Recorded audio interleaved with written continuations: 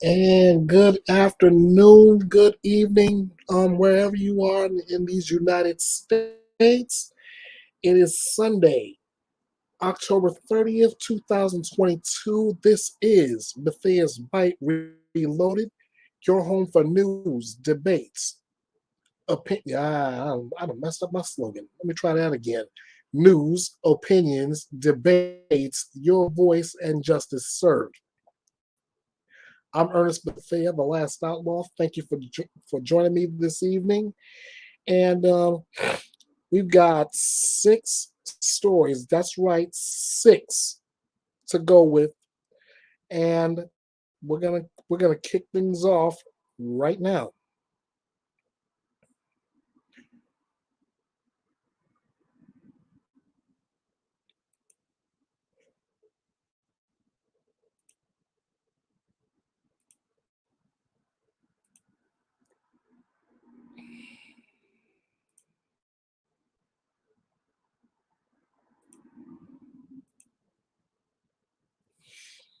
We're gonna start off with this particular story out of Missouri. An Amazon delivery driver was mauled to death by two dogs before a Mississippi sheriff fatally shoots both animals.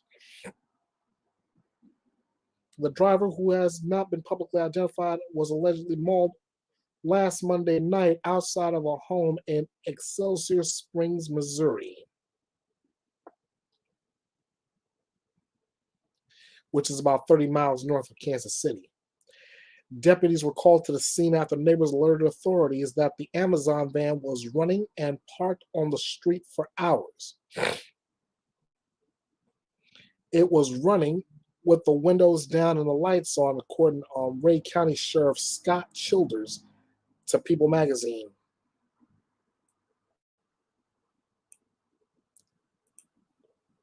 Deputies found the driver dead on the front lawn along with two dogs.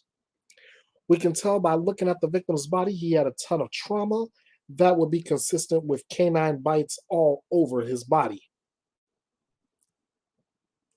Childers says the deputies checking on the victim were approached by the two dogs, a German a German Shepherd and a type of Mastiff.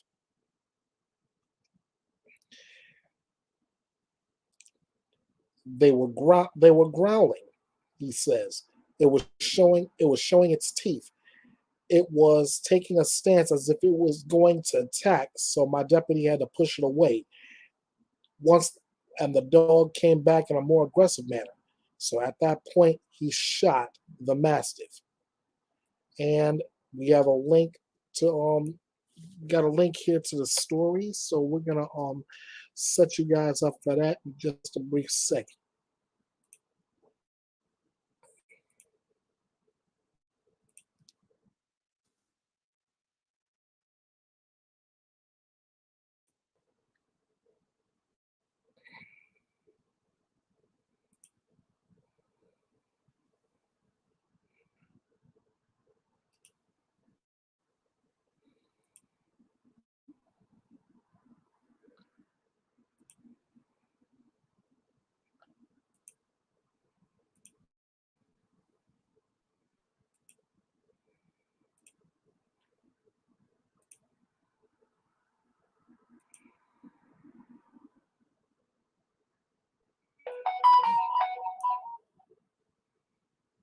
Wake County deputies are investigating how an Amazon delivery driver died in a rural property's yard. Now, the Wake County Sheriff's Office has not released an official or exact cause of death, but deputies tell us they believe the driver may have died after he was attacked by dogs. This happened in Fishing River Township, that's right outside of Excelsior Springs. Investigators believe that his body was there for hours before neighbors called because that truck was there, and then found him around 7 o'clock last night. We'll have the very latest on this horrible story tonight on KMBC 9 News. Thanks to KMBC 9 News in Missouri for that part of the report.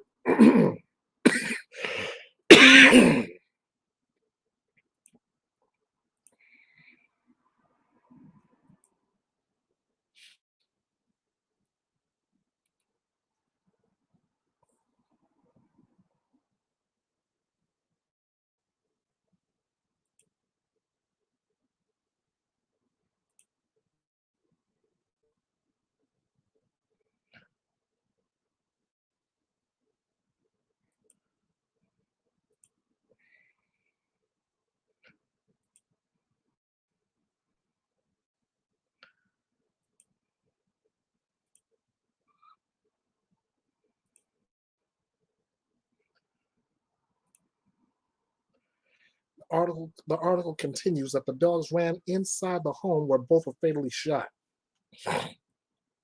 I made the determination due to what appeared to be the bite marks on the victim's body, and also the way they were aggressive with my deputy, and the fact that that one was injured, that I would enter the residence under exigent circumstances and locate the dogs to see what we were dealing with, if they were injured or aggressive, says Childers.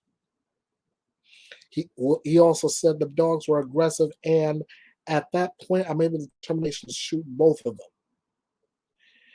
The owners of the home were not present at the time of the attack, and Amazon released a statement to ABC News about the attack. And I quote, "We're deeply saddened by tonight's tragic incident involving a member of our Amazon family and will be providing support to the team and the driver's loved ones. We are assisting law enforcement in their investigation." Now that is devastating, to say the least.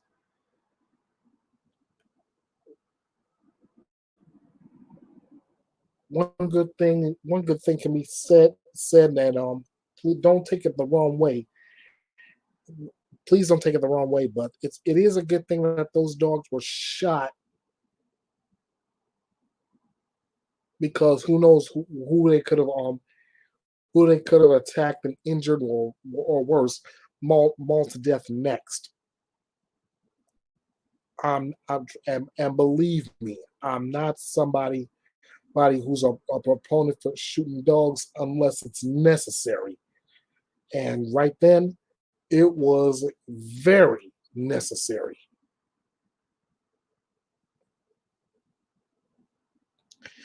All right, our second story coming up.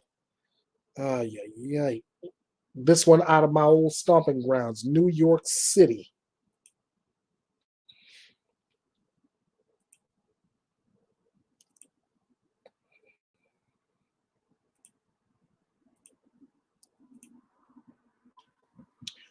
You have a New York City subway rider who died after getting caught in the closing doors, dragged, and struck by an oncoming train. It was a New Jersey man reportedly ran to catch a southbound number one train at the 59th Street Columbus Circle station in Manhattan during rush hour on last Monday. The victim, a 20-year-old man from New Jersey, had run to catch a southbound number one train at the 59th Street Columbus Circle station just before 5 p.m. when his clothes or a backpack became stuck in the train doors. This is according to CBS News. The man was dragged along when the train started moving and was then hit by an oncoming train. That's according to WNBC News 4. Shout out to them. While the investigation is in its earliest stages, it appears this was a terrible accident that did not involve criminal activity. Those are the words coming from New York City Transit President Richard Davey. The statement continues, "A person on the tracks was hit by a train, and our thoughts are with his family, the train operator, and the riders who witnessed this tragedy." Davey added that his agency will get to the cause and learn any lessons that may emerge, as there is no higher priority than safety. "It's every New Yorker's worst nightmare that rides the subway," a pedestrian told WNBC after the incident occurred. "You're so close to the trains, but platforms are crowded. It just takes one misstep."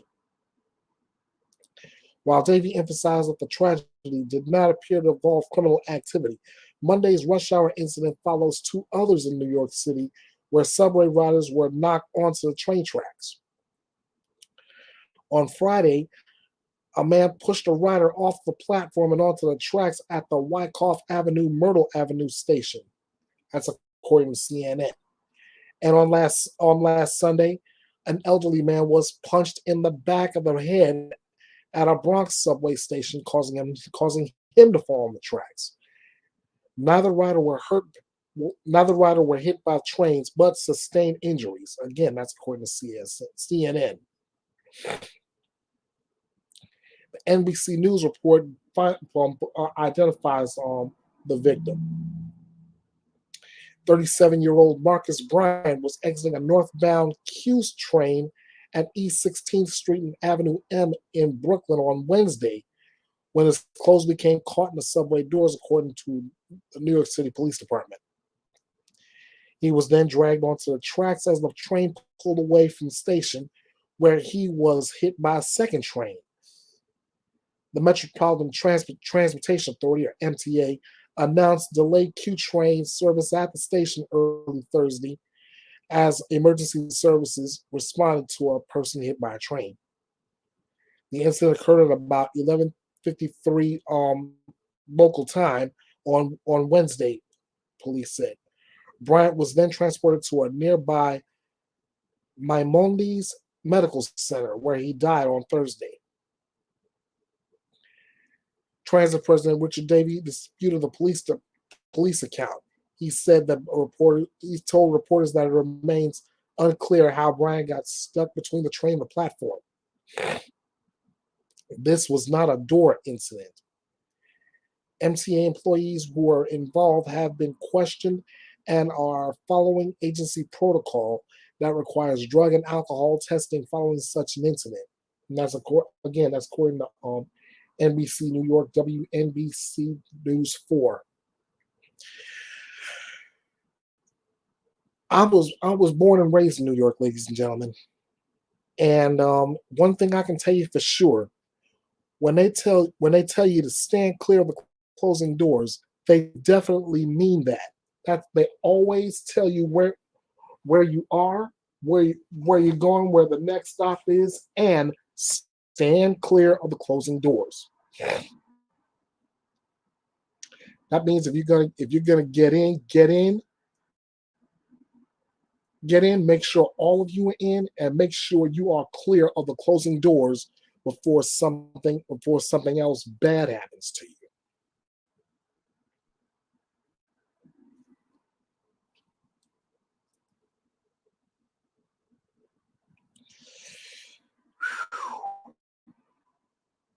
Only thing I can do right here is give my condolences to the family in this story here and the previous one to the Amazon worker who was mauled to death by the two dogs, and this subway rider who was caught in the door and hit by another train.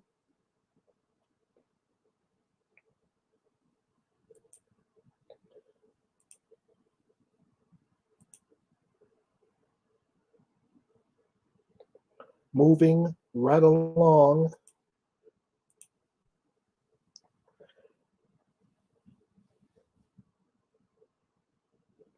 The missing boy's aunt speaks for the first time after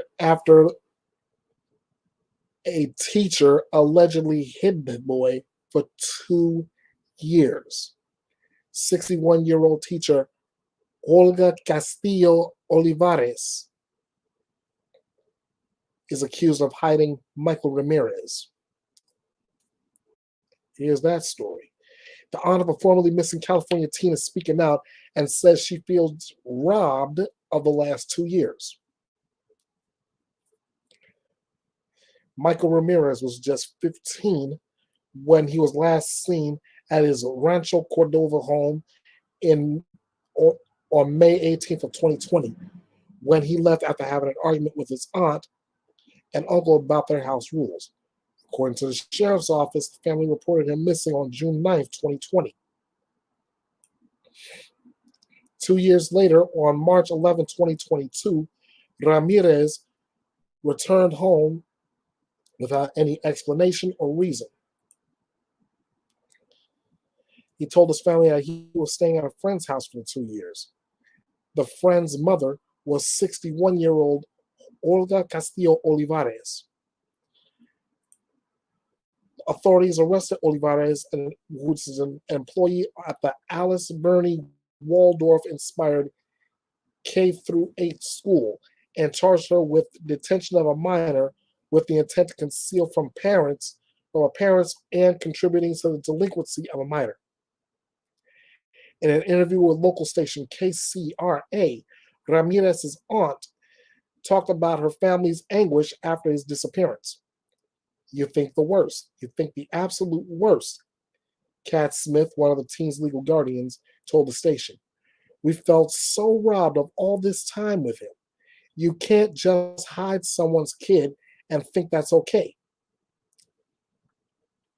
According to an arrest report obtained by KCRA, Olivares had allegedly been questioned throughout the missing persons investigation, but police say she never disclosed that Ramirez was staying at her home. Olivares has not yet entered a plea, and online court records do not reflect an attorney authorized to speak on her behalf. Excuse me. Now, all I can think to say is this: how do you hide a kid for 2 years, and when questioned, you simply act like nothing happened?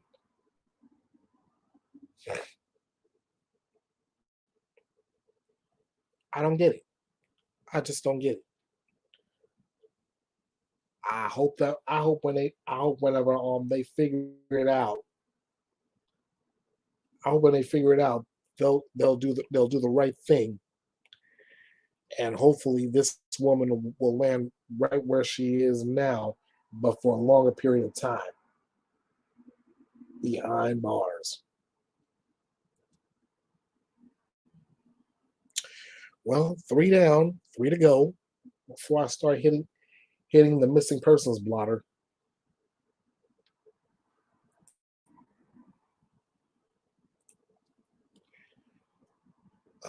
This was some good news as of last week. Man convicted of killing 6 people with its SUV at the Christmas parade in Wisconsin. A Wisconsin man was convicted Wednesday of killing 6 people when he drove his SUV through a Christmas parade last year, ending a trial in which he defended himself erratically and sometimes confrontationally. I'm gonna bring up an old adage at the end of this story. All right, so be ready for that. The jury found Darrell Brooks guilty of 6 counts of first-degree intentional homicide.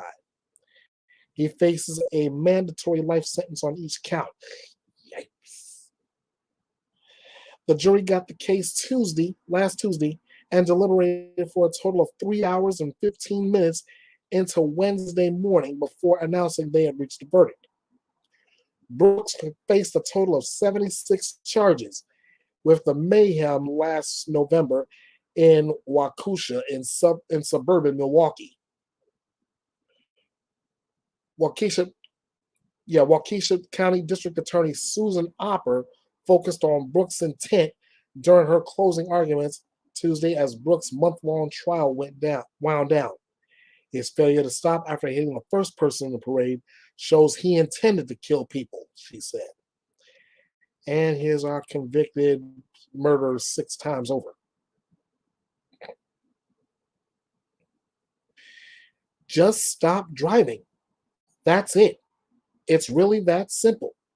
Not one person had to be hurt that day if he would have just stopped driving, Opper said. He plowed through 68 different people. 68. How can you hit one and keep going? How can you hit 2 and keep going? How can you hit 3 and keep going? It didn't faze him a bit. He kept going until he got to the end and there were no more bodies to hit. She concluded her remarks by playing a video of what she said was the carnage Brooks caused in the parade.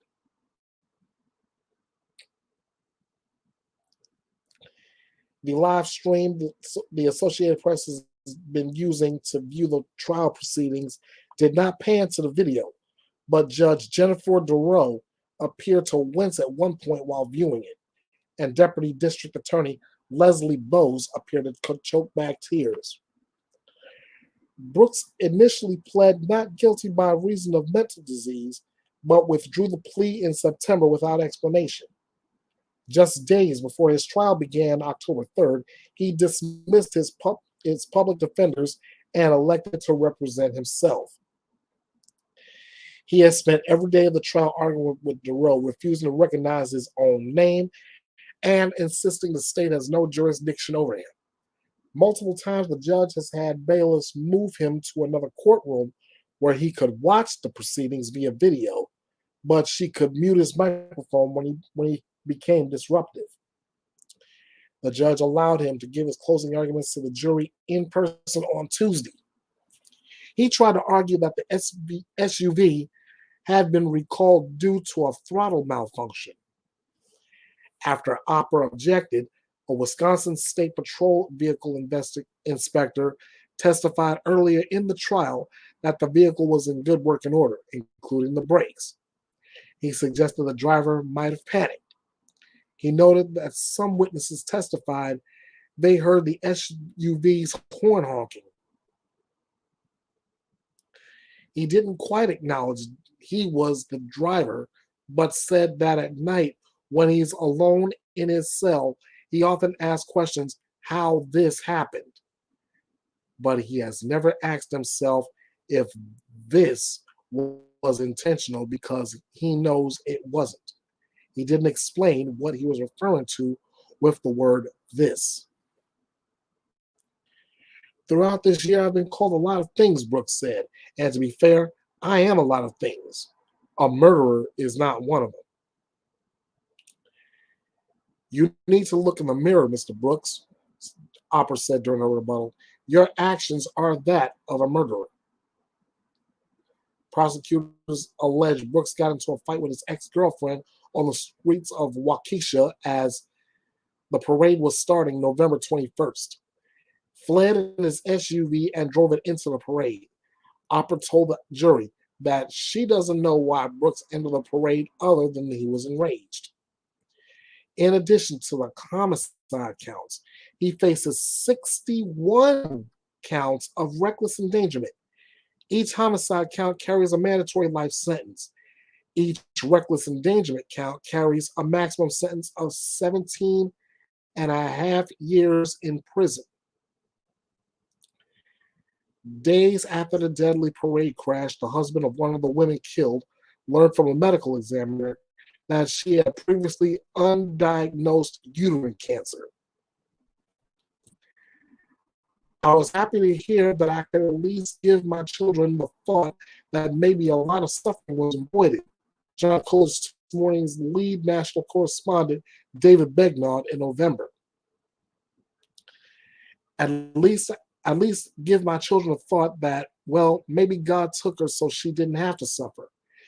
And if I could just leave them with that.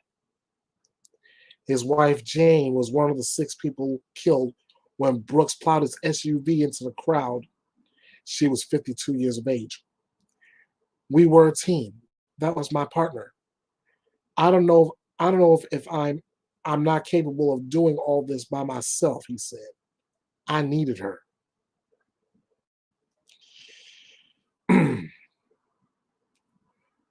First off, I want to bring you all an old saying. He who represents himself in court has a fool for a client. Now, knowing this, let me do a little addition. So basically, he's staring at 6 life sentences, which automatically means he's going nowhere. But let me play along with this.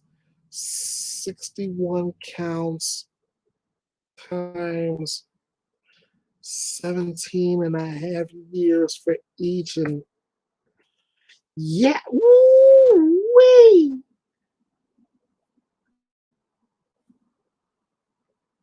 Ladies and gentlemen, this guy's prison sentence,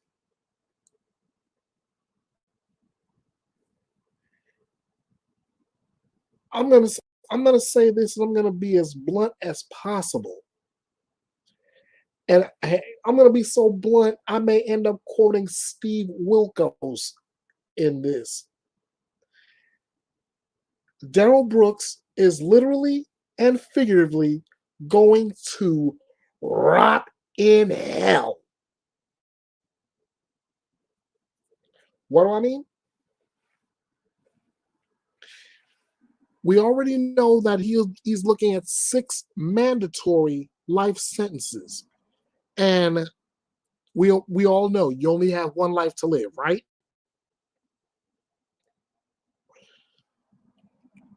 So he's saying that 6 mandatory life sentences just for the murders alone.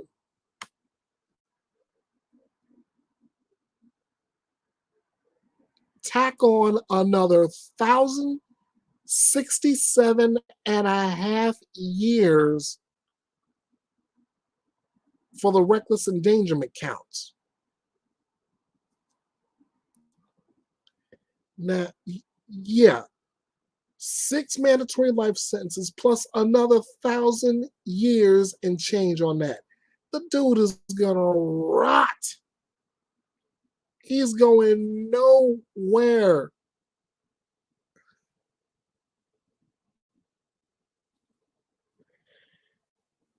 And on top of it, just to, for him to learn a lesson, he defended himself in open court. Sucks to be you, buddy. Sucks to be you.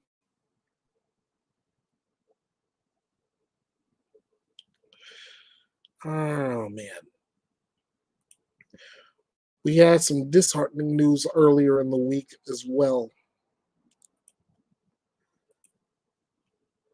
This was one of them. A boy found dead in Suitcase earlier this year in Indiana woods was identified by the police. Oh boy. The authorities have already issued a murder warrant for the boy's mother, Dejon Anderson, if I'm pronouncing her name correctly. And before I even go there, I want to try to bring up, if I can, I will try to bring up Arctic Fox True Crime and see what he had to say on the discovery of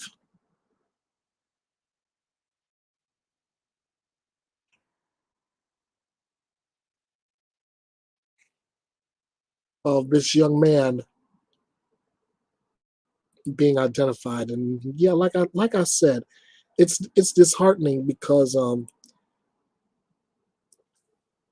actually when I first joined the true crime community, Arctic Fox True Crime had covered this and covered this and covered this and covered this, and he's mentioned this case so many times. It was sad. And Arctic Fox True Crime, if you're not following him, this guy covers missing persons and does a beautiful job at this. In fact, I recommend you for all missing persons coverage. I encourage you all to follow Arctic Fox True Crime. In fact, there's a number of people I want to recommend you follow as well. Well, and I'll get to all those probably near the end of the video.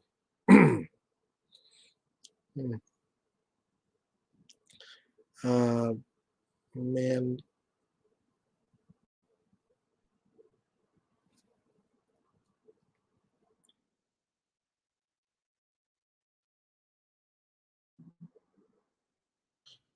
All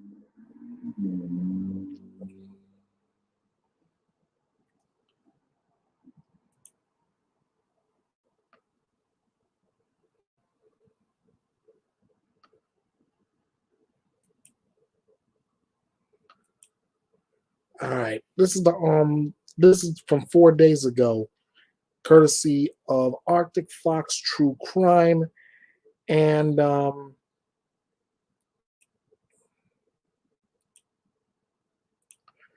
before I even get to the article, I want you to I want you all to check this out.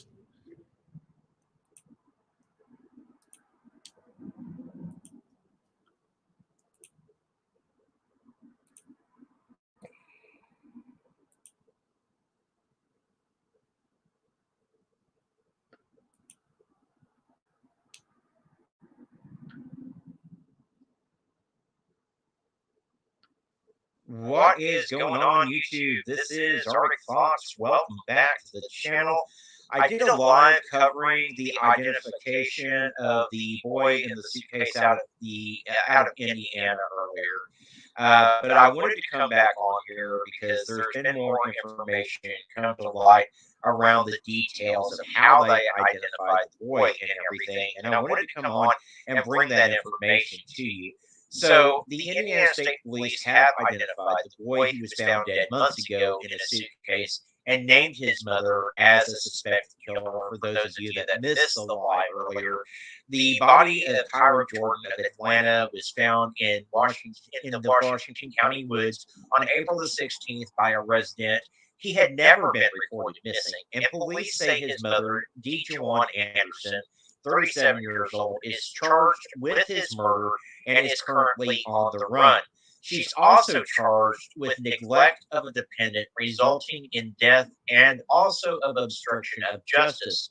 Anderson was last seen in the Echo Park area of California, according to Sergeant Harry Hubbs with the Indiana State Police. Another woman also is facing charges but is already in custody. Her name is Dawn Coleman, who is 40 years old, out of Shreveport, Louisiana. She is facing the same charges as Anderson, minus the murder charge. She was arrested Tuesday night in San Francisco. Police said the two suspects are not physically related to each other. According to the autopsy, Cairo died of an electrolyte imbalance caused by a severe stomach bug. His body was found in the suitcase, so he basically died of diarrhea and dehydration, guys. A probable cause affidavit said that both women were identified by fingerprints on trash bags that were inside the suitcase. Police said that they saw photos of that same suitcase on Coleman's Facebook page. The affidavit also provided some disturbing details of conversations that took place about the child before and after the discovery of his body. Apparently, Anderson had spoken about exorcisms, spells, and living with a demonic child. On April the 12th, days before Kyra was found, she posted to social media that she had survived the death attacks from her 5-year-old throughout the 5 years that he had been alive, and that she had been able to weaken his powers through our blood. She also said, "I have his real name and he is 100 years old, need assistance." Anderson had also been in other legal troubles in the month prior. According to a citation, Anderson was arrested in Louisville on a robbery charge in March, just weeks before Kyra was found dead. She got out on bail but never returned to court for her preliminary hearing. Days before that arrest, she had been taken into custody in South Carolina after leading police on a chase, reaching speeds of 92 miles per hour in a 60-mile-per-hour zone. The day that Kyra was found, Anderson's vehicle was caught on a Riverlink camera driving from Jeffersonville to Louisville. Police said Kyra would have turned 6 this week, and that is sad.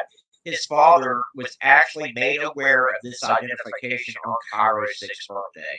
and it is devastating, guys. I did read the statement that his dad had put out on social media earlier when I did my live stream, and it's truly devastating. It brought tears to me trying to read it. And if you missed the live earlier, I do suggest that you go and watch that as well. Anyone with information regarding the case, especially anyone on this piece of shit's whereabouts, needs to contact 911 or the nationwide toll-free tip line at 888-437-6432. Anderson is described as 5 foot 5 inches tall and 135 pounds. While she was last seen in LA, the Indiana State Police said that she is known to travel and has recently been to San Francisco, San Diego, Las Vegas, and Houston, Texas. So no matter where you are in this country, they could certainly use your help in trying to locate this piece of shit mother. And we need to do this. We need to do it for Cairo.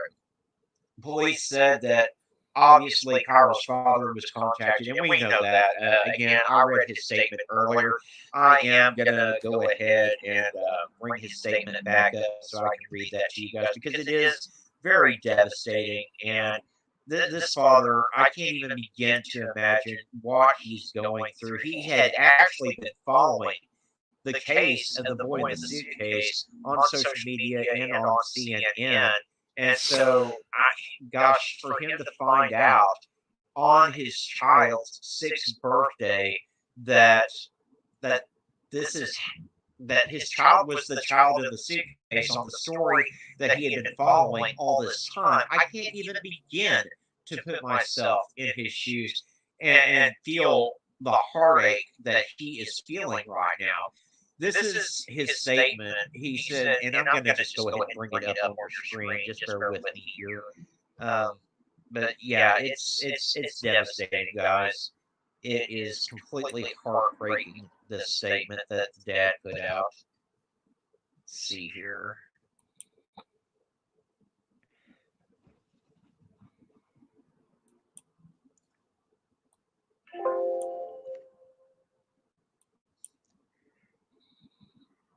I guess I'm not going to put it up on your screen, but I'll read it to you.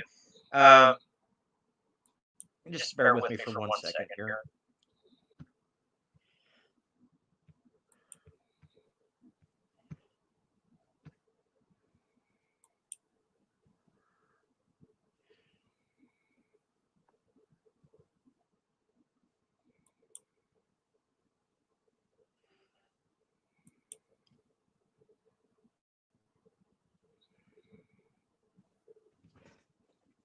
So the statement from the father is, today my heart was broken into a million pieces. I got a call from an officer telling me that my 5-year-old son, Cairo Jordan, who ironically turned 6 today, was murdered by his mother, Dejuan Anderson, in Indiana on April the 14th, 2022. It's October the 25th and his birthday, and they are just now notifying me about his death. Me and my family had spent the past 3 years looking for Dejuan and Cairo. She took him away at the beginning of our custody battle in 2017. She threatened to call the police on me for coming to pick him up on an agreed weekend. She never showed up in court, and it's killing me because that weekend is the last time I've seen my baby boy. I swear y'all don't know the pain. As a father, I feel defeated. This was the only thing I feared on this earth. This sick bitch smothered my son and put his body in a suitcase and threw him on the side of the road like fucking trash outside of Salem, Indiana. The unidentified little boy who was found in a suitcase is my son, Cairo Jordan. His story has been on CNN and other news platforms for the past 6 months, and the whole time it's my child. Oh my fucking God, wait, when I tell you I'm sick to my stomach, everyone knows how I am about my kids, and I never thought I would have got that call today. This is a parent's worst nightmare. Choose your mates wisely. It's all deeper than just baby mama, baby daddy drama. Rest in heaven, Cairo. I love you, son. So, guys, do me a favor. Make sure you share this video out on social media. We need to bring this bitch to justice. Give the video a like. It does help more people to see the video. Also, if you're not subscribed, hit that subscribe button. But most importantly, share this to your Facebook, your Twitter, your Instagram. We need to bring this woman to justice, and we need to bring justice for Cairo. As always, thank you so much for watching. I appreciate each and every single one of you. Y'all be kind to one another out there, and I'll see you soon in the next one. And I thank Arctic Fox True Crime wholeheartedly for that video. I wish I could have found the live broadcast where I could have zero in on that particular end of the case. But and I apologize for the language used, but you can understand the grief of the father, and you can understand how angry this also made Arctic Fox True Crime. I mean, I probably would have said some unsavory things myself, but Cairo does deserve justice. I mean, it's one of those stories where I can say it makes no sense. None. As I'm looking at the article, which I didn't get to complete, which now seems a moot point. I hope and pray that they find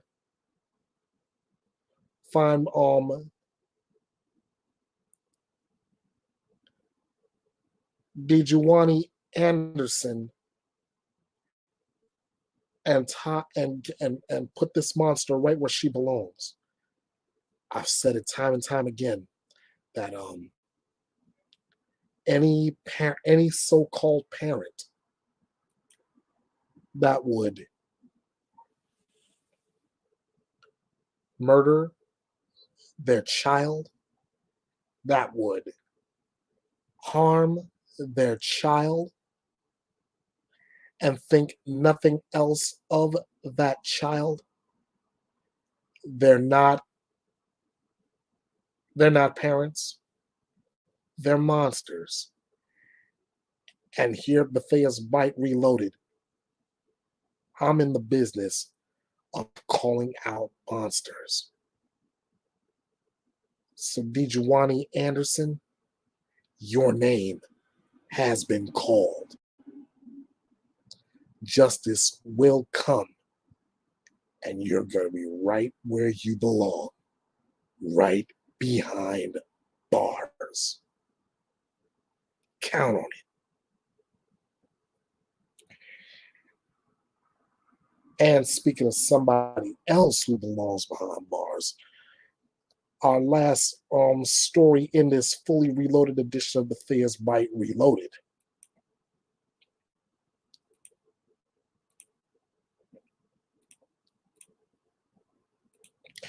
A California father allegedly tried to drown a 2-year-old daughter in a pond.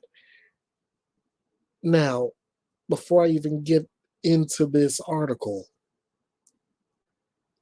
I've got to know, and I'm gonna call this monster out too. What did a 2-year-old girl do to deserve to be drowned in a pond? What did a 2-year-old girl do to deserve to be drowned? Period.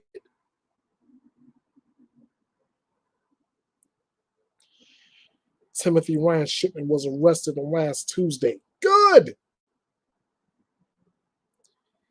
He was arrested last Tuesday after authorities said he allegedly tried to drown his daughter at a summer camp near Lake Arrowhead. Timothy Ryan Shipman, age 42, was stopped by employees at the Poly Adventure Summer Campgrounds, according to a news release from the San Bernardino County Sheriff's Department, according to station KTLA. Shout out to KTLA.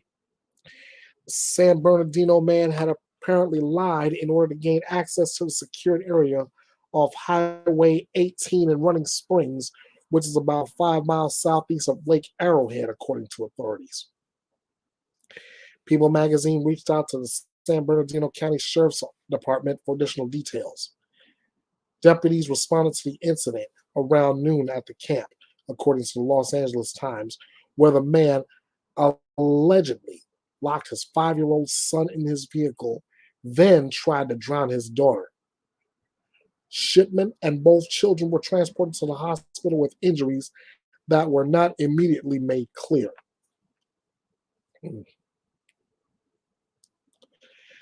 After being discharged by the hospital, the father was arrested on suspicion of attempted murder and was being held on $1 million bail. That's according to KTLA's report. Authorities obtained evidence related to the investigation at Shipman's residence, according to deputies said per the LA Times. Officials at the campgrounds are taking pride that they were able to halt what could have been a tragedy. We are grateful to learn today that the victim is recovering and in stable condition, and thank the emergency personnel from Running Springs for their swift response, the statement read. And again, I ask wholeheartedly, what could a 2-year-old do to warrant that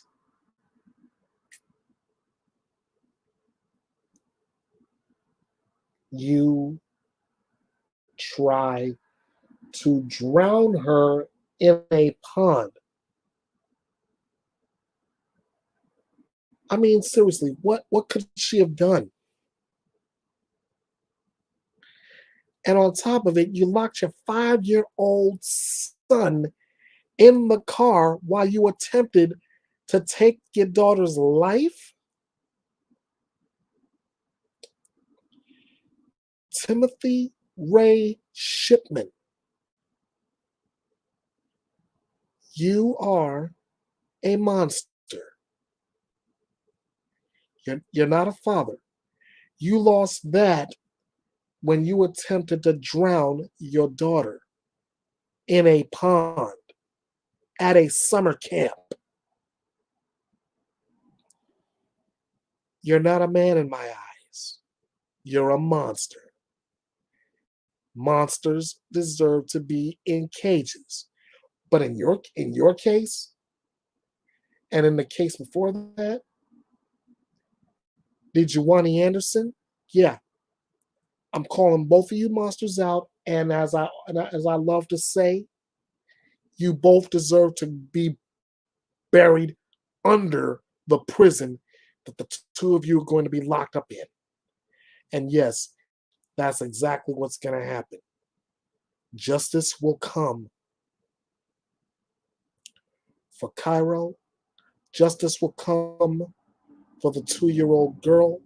And justice will come for the 5-year-old boy.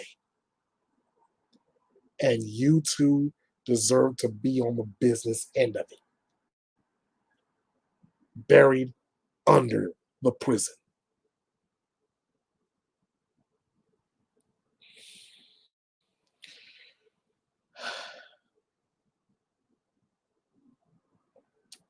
I've said this time and time and time again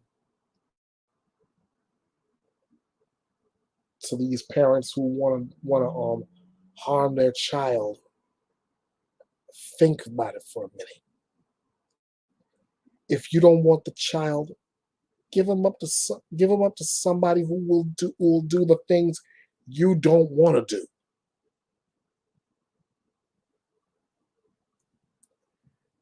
Michael Jackson himself, God bless his soul, Michael Jackson himself even said, if you can't feed the baby, then don't have a baby. And don't think maybe if you can't feed the baby. What was he saying? He was basically telling you, if you can't take care of that child, let somebody else have them.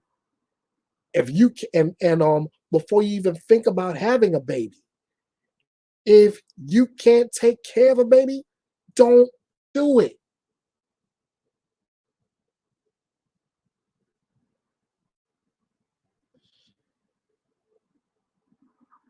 And I swear, every time I hear stories like this, or I read stories like this, I present stories like this, it hurts me to my soul.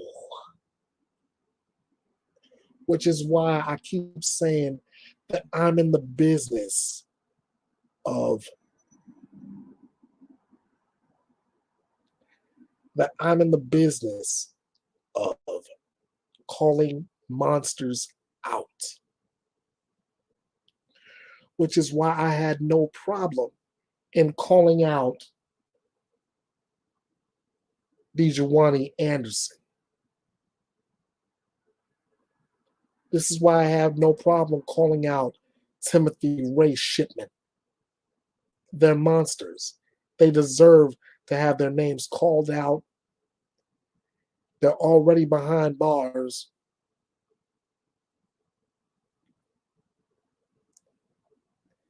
And I hope they stay there because that's where they belong. Period.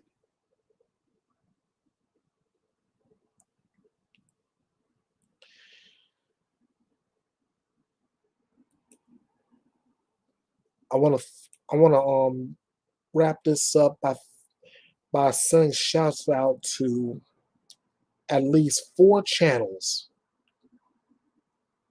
for doing everything they do and doing it oh so well. And this is why they brought me into the true crime community. Whether it's seeking justice for victims, whether it's reporting missing persons that the media doesn't cover, this is what they do, and they do this so well. And I want to send my shout out to all four of these channels. Shout out to, as I mentioned earlier, Arctic Fox True Crime. Shout out to Kit's True Crime with Sunshine, and of course the one that inspired me to get into the true crime community in the first place, Darkness Exposed. Keep up the good work, guys, and I'm looking forward to seeing what you all do next. Ladies and gentlemen, this is going to wrap up a fully reloaded edition of Bethea's Byte Reloaded. Um, I want to mention that there are missing persons out there, and we want you to keep your eyes open. Follow Arctic Fox True Crime for missing persons updates, and if you see something, say something. You know if a person know if this person any of their whereabouts, contact your local authorities or call 911. Keep following the other three the other 3 channels I've mentioned: Kids True Crime with Sunshine, Darkness Exposed, for all other updates in the true crime community, and let's get justice for the victims, the ones who no longer can say what had happened to them. This is also a case of, if you see something, say something. I can't stress that enough. Anyway, this is gonna wrap it up for this edition of Bethea's Byte Reloaded. Good. And I really don't know what else to say from here, but I want to thank each and every last one of you. Um, I'm getting my teasers are getting a lot of love on TikTok. So thank you to everybody who's viewed my teasers, who's liked it, who responded. I want to thank all the subscribers on YouTube. My God, you guys are awesome. Sure, the numbers low to you guys, 120, but to me, they're everything. Why do I say they're everything? I'll say this, and I'll say it every time, and you'll hear it again at the very end of this video. You are the engine that keeps Bethea's Byte reloaded and running. I can't do this without you. So, from the bottom of my heart, I thank you. I thank you. I thank you. Tune in next time. We'll do this all over again. Until then, you all know what to do from here. Byte this. Hey guys, this is The Last Outlaw. I want to take this time to say thank you for watching and subscribing to Bethea's Byte Reloaded. I have said many times over, it is you that is the reason Bethea's Byte stays reloaded and running. I couldn't do this without you. So thank you, thank you, thank you. Be sure to follow Bethea's Byte Reloaded all over social media, including Facebook, Twitter, YouTube, Instagram, the message board at Bethea'sByte.com, email at kingofhearts316_09 at outlook.com. I will also have teasers for upcoming videos posted to YouTube as well as TikTok at kingofhearts316 2021. This is the home for news, opinions, debates, your voice, and justice served. This is Bethea's Byte, and it's reloaded.